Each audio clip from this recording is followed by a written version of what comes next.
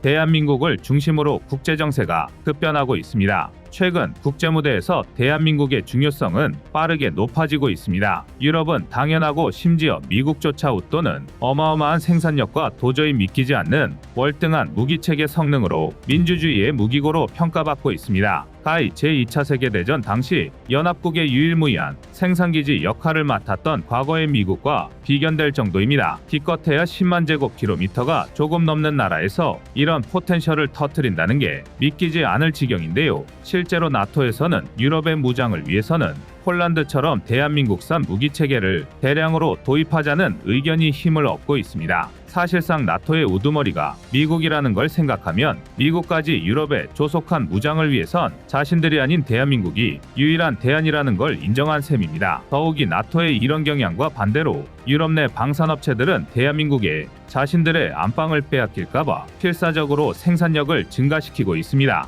하지만 그런데도 국제 정세적 추세는 대한민국 무기체계를 도입하는 방향으로 흘러가고 있는데요. 가장 큰 문제는 유럽의 엉덩이가 너무 무겁다는 것입니다. 가장 대표적인 게 바로 포탄입니다. 당초 유럽은 지난 1년간 우크라이나에 최소 100만 발의 포탄을 지원하겠다고 호언장담했습니다. 우크라이나 전쟁 전까지 보여준 유럽의 자금력과 국제적인 영향력을 생각해보면 꽤 그럴듯한 계획이었습니다. 그런데 놀랍게도 현실은 정반대였습니다. 유럽은 100만 발은 고사하고 오는 3월까지 총력을 기울여도 간신히 52만 4천 발을 지원하는 게 한계였습니다. 이게 유럽의 총력이라니 한숨밖에 나오지 않는데요. 유럽방위청의 발표에 따르면 유럽은 포탄 생산량을 연말까지 연간 140만 발 이상으로 끌어올리겠다고 호언장담하고 있습니다. 허나 반대로 정작 현장의 방산업체는 유럽 각국 지도자들이 생산량 증가를 위한 예산 투자에 회의적인 모습을 보인다고 폭로했습니다. 탁상행정과 현장의 목소리가 다른 전형적인 모습인데요. 방위산업의 특성상 국가의 전폭적 지원이 없다면 생산량을 늘리는 게 불가능합니다. 이러다 진짜 러시아에 한 대 맞아봐야 정신을 차릴 모양입니다. 그러나 천만다행히도 앞서 잠깐 언급했듯이 모든 유럽이 나사 빠진 듯 허세만 부리고 있는 건 아닙니다. 일부 위기감을 느낀 나라들은 실제 행동에 돌입하며 물밑에서 대한민국에 접촉하고 있습니다. 지금 이 모양 이 꼴로는 자국 방산업체가 답이 없다는 걸 깨달은 겁니다. 물론 마냥 기뻐할 수만은 없는 얘기입니다. 유럽이 본격적으로 대한민국 무기를 수입한다면 자연스럽게 대한민국의 우크라이나 전쟁 참전 논란이 불타오를 수밖에 없습니다. 오죽하면 일각의 전문가들은 서방 사회가 대한민국을 우크라이나 전쟁에 끌어들이기 위해 무기 수입을 고려하고 있다는 주장까지 제기하고 있는데요. 그래서 준비했습니다. 오늘은 대한민국의 참전 요구가 빗발치고 있는 우크라이나 전쟁 최신 근황을 알려드리겠습니다. 지금 보시는 영상이 마음에 드셨다면 지인들의 카톡으로 공유해주세요. 여러분의 구독과 좋아요는 꺼리튜브 영상 제작에 많은 힘이 됩니다. 지난 2월 24일을 기점으로 우크라이나 전쟁이 3년차에 접어들면서 유럽은 이제야 뭔가 잘못되어 가고 있다는 걸 깨달았습니다. 미국을 비롯한 서방의 강력한 제재에도 불구하고 러시아가 꾸역꾸역 전쟁 자금을 확보하고 있기 때문입니다. 예를 들어 러시아의 대표적인 자금줄인 원유 수출은 표면적으로는 서방이 수출길을 전부 다 막아놓은 상태입니다. 하지만 진짜 현실은 그렇지 않죠. 러시아는 정유보험사를 거치지 않고 등록되지 않은 불법 그림자 선단을 이용해 서방의 차단망을 교묘하게 회피하고 있습니다. 그리고 이렇게 국외로 반출된 막대한 물량의 원유는 어둠의 경로로 중국과 인도 등으로 판매되고 있습니다. 미국 랜드 연구소의 분석에 따르면 이 덕에 러시아는 지난 2023년에만 무려 428조 원에 달하는 세액을 거둬들였습니다. 이 중 약 3분의 1이 전쟁에 사용되었다고 추정되고 있으니 약 140조 원이 넘는 전쟁 자금이 투입된 셈입니다. 전문가들은 이 금액이 같은 기간 서방 사회가 우크라이나에 지원한 군사적, 인도적 지원금의 총액과 맞먹는 수준일 것이라 분석하고 있습니다. 더군다나 그림자 선단을 통해 움직이는 건 원유만이 아닙니다. 로이터 통신의 추적에 의하면 이란은 러시아의 파테흐 110 계열을 포함해 대략 400여 개의 미사일을 제공했습니다. 이란판 현무투라고 할 수 있는 파테흐 110은 사거리 200km의 1세대부터 750km에 육박하는 최신 개량형 졸파가르까지 개발되어 있습니다. 러시아가 지난 2년 내내 우크라이나의 후방 타격을 이어갈 수 있었던 이유입니다. 또한 결정적으로 예상치 못했던 복병, 북한의 등장도 치명적입니다. 북한은 소형화기부터 포탄, 미사일 가리지 않고 구형 재래식 무기를 러시아에 넘기고 있습니다. 북한과 러시아의 밀월 관계는 지상이동이 가능한 만큼 더욱 직접적이며 동시에 위협적입니다. 오죽하면 대다수의 군사 전문가가 아예 북한과 러시아가 서방 제재를 우회할 수 있는 네트워크를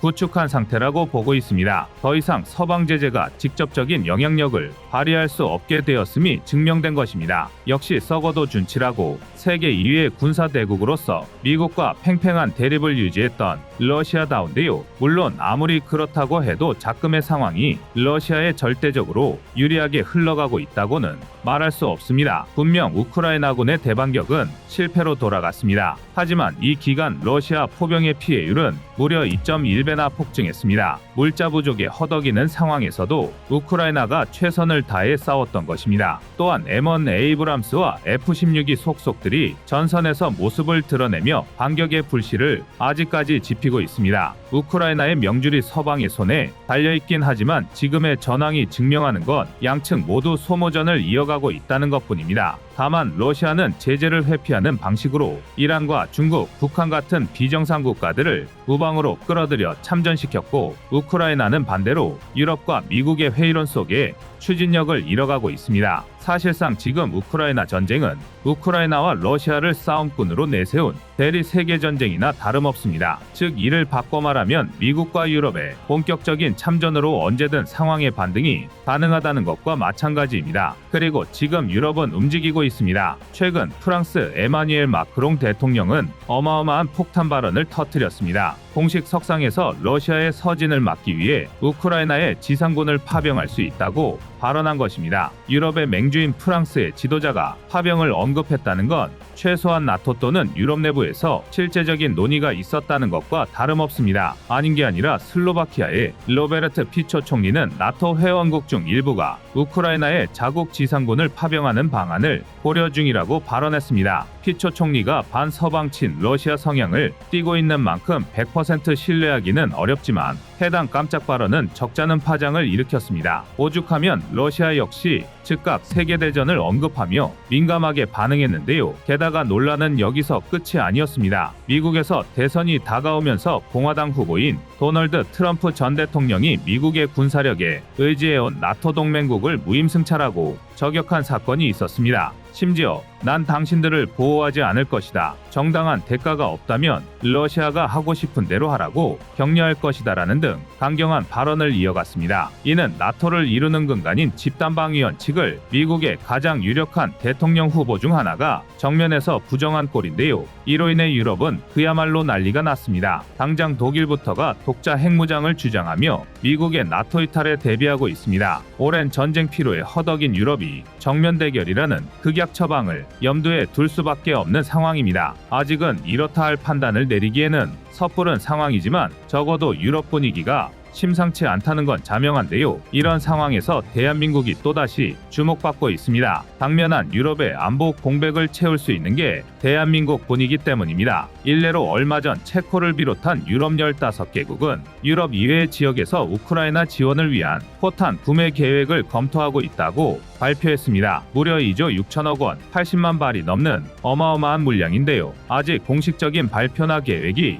공개된 것은 아니지만 신뢰도 높은 정보 채널들은 여기서 말하는 유럽 이외의 지역이 남아프리카 공화국과 대한민국인 것으로 추정하고 있습니다. 1년간 유럽 전체가 달라붙어서 52만 발 남짓을 생산했다는 걸 감안하면 충분히 가능성 높은 얘기입니다. 지금 서방 사회에 대한민국을 제외하고는 이만한 포탄을 생산할 수 있는 나라는 없다고 봐도 무방합니다. 정황상의 증거는 또 있습니다. 이제는 사실상 미국까지 대한민국이 우크라이나 전쟁에 본격적인 영향력을 발휘해야 한다고 주장하고 있습니다. 얼마 전 미 당국은 대한민국이 우크라이나에 대한 정치적 지원뿐만 아니라 실질적인 방어 지원을 제공해야 한다고 언급했습니다. 특히 천공을 비롯한 대한민국의 방공체계와 155mm 포탄을 콕 집어 지원을 압박했습니다. 우리 입장에서야 물에 빠진 걸 건져놨더니 보따리 내놓으라는 신보처럼 느껴지지만 이는 그만큼 미국과 유럽의 상황이 여의찮다는 뜻입니다. 게다가 일각에서는 미국이 폴란드를 압박하기 위한 수단으로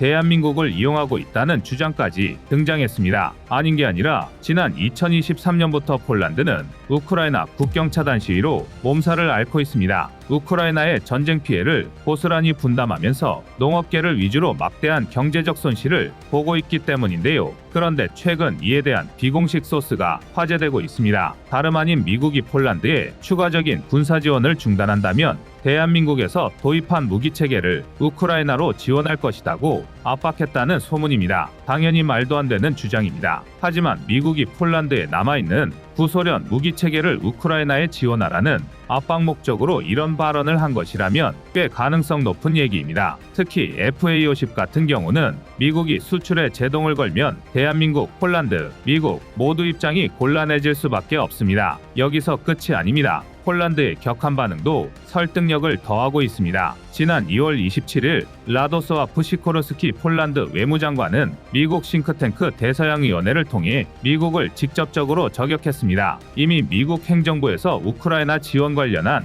자그마치 127조 원의 안보 패키지 예산안이 처리되었음에도 공화당에 의해 하원을 통과하지 못한 걸 비판한 것입니다. 심지어 러시아가 우크라이나에서 진격하는 건 당신 탓이다며 공화당 출신인 미 하원 의장을 직접 비난하기도 했습니다. 깜짝 놀랄 만큼 강경한 발언인데요. 그러나 유럽의 다른 나라라면 몰라도 폴란드에는 그럴 만한 자격이 충분합니다. 지금까지 공개된 것만 해도 폴란드는 T-72M1, M1R 등 약 310대의 전차를 우크라이나에 지원했고 IFV-310대, 자주포 132대, 다연장 로켓과 미사일 시스템 90여 대 등 어마어마한 물량을 지원했습니다. 이외 자잘한 포탄과 미사일, UAV 등을 더하면 사실상 폴란드의 전력을 우크라이나로 이동시킨 셈입니다. 그리고 이 공백을 메운 게 다름 아닌 대한민국 무기체계죠. 졸지에 미국과 폴란드 그리고 유럽까지 안보 공백과 우크라이나 지원을 위한 외부 공급처로 대한민국을 지목한 상황이 된 것입니다. 물론 선택은 우리의 몫입니다.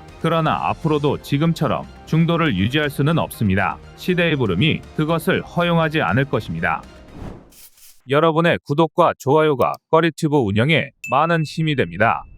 현재 우크라이나 전쟁에서 가장 눈에 띄는 전선을 꼽자면 단연 헤르손 전선, 그 중에서도 드니프로 강변입니다. 헤르손주는 드니프로강이라는 거대한 자연방어선 때문에 우크라이나군이 진격하기 굉장히 어려운 전선이었습니다. 헤르손주라는 하나의 지역으로 묶여 있지만 지리적으로는 드니프로강 북부와 남부 두 개로 나누어져 있다고 해도 과언이 아닌데요. 실제로 우크라이나군은 지난 2022년 11월 11일 헤르손시를 탈환하는 데 성공했지만 비교적 최근까지 소규모 교전만 반복할 뿐 이렇다 할 진격을 이어가지 못했습니다. 게다가 엎친 데 덮친 격으로 2023년 6월 러시아군이 노바카호오카댐을 파괴하는 정신나간 짓을 저지르면서 헤르손주 탈환은 더욱 요원해졌습니다. 쓰나미를 연상시키는 수해로 인해 우크라이나군의 도하가 더욱 어려워진 탓입니다. 이에 러시아군은 헤르손 전선을 방치하고 대신 해당 병력을 동부 돈바스 전선 위주로 재배치했는데요. 그리고 이는 우크라이나군이 상황을 반전시키는데 결정적인 역할을 했습니다.